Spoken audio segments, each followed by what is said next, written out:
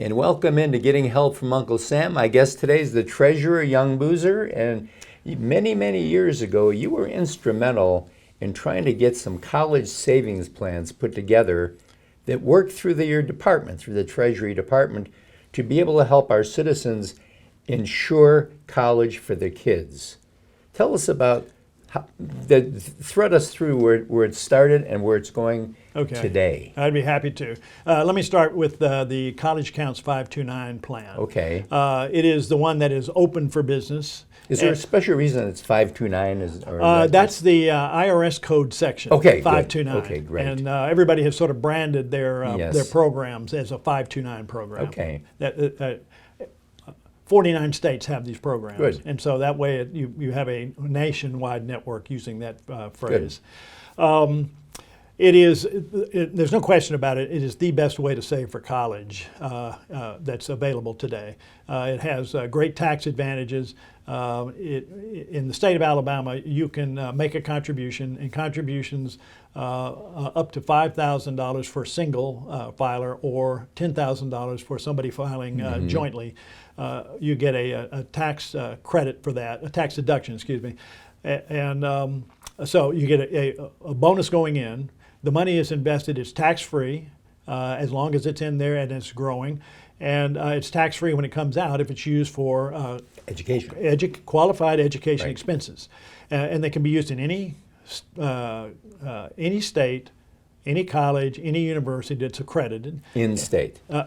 Throughout the country. Anyway, and actually, okay. We have some international Wow. universities that are involved in the program. So it's got great diversity.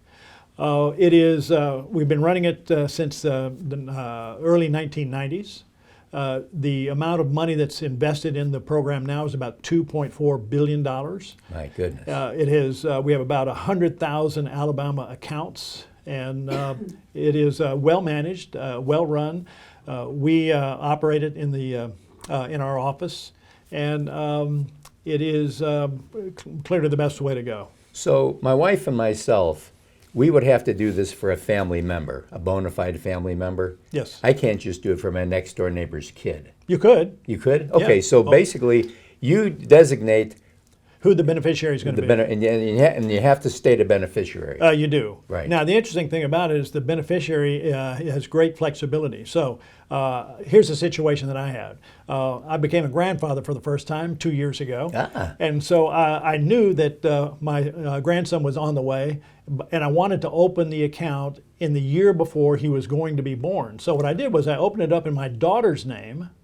Okay. In that year, because she had a Social Security number and she was eligible to be a beneficiary. So I opened it up in her name, and then when he gets his Social Security number, I'll just change the beneficiary to him, and then he'll be able to use it. So it's got great flexibility, and it can be used for undergraduate as well as graduate expenses, tuition and fees. Great flexibility. Okay, so you say you did it for your daughter. Obviously, Yes. Your daughter is not in high school, and she was probably old. She was older than she was probably over 21. Yes. But you can do it no matter what the age is. In other words, if I've got a 35-year-old daughter, I could do it for my 35-year-old daughter. You could. Yes. You could. Okay. And here's something even better: is that if you wanted to open up one for yourself because you were going to get a graduate degree, yeah. you can do that for yourself. Isn't that amazing? Yes, tremendous flexibility, and it's the way to go. And it allows you to invest throughout stocks and bonds, and you have a lot of great choices. So that's the 529 plan. The PAC plan is a plan that is closed at this point in time. It ran into financial difficulty. I'm sure your viewers you told us remember that. Yeah, you told us that. It was sort of ruled insolvent, and we got in there and we figured out a way to solve the problem and manage the program. And we said, we have three things we want to do. We want to make sure that everybody gets paid. We want to make sure that everybody gets good value. And we want to make sure that it is in place when the last student goes to school, which is in 2032. Wow. We had a meeting in May, and the board of directors voted to increase the payout that we are making to the colleges and universities in the state of Alabama. And if all things go right at the colleges and universities, come this fall semester, we are going to be able to be in a position to pay full tuition at each one of these schools, which we haven't been able to do since the program began. And that's what we told people we were going to do. So how do people get information about what we just talked about? They go can to go your to my site, website, Okay. treasury.alabama.gov. then you're going to click on either the 529 plan for that program. Yeah, there'll be a box there. It'll say savings programs. Okay. You click on that, and then It'll bring out the menu it'll- of the different things that and then are you can available. choose either 529, or you can go to the PAC program to see what the See what situation see what is. the story is. Yeah. Well, thank you so much. You're welcome. We're going to get you to come back because I want to find out a few more things that are happening in the Treasury area. That'd be great. And just remember, the State Treasurer's Department is here. It's the bank for the state of Alabama, and that's a great bank to be a part of. And we'll be right back right after this.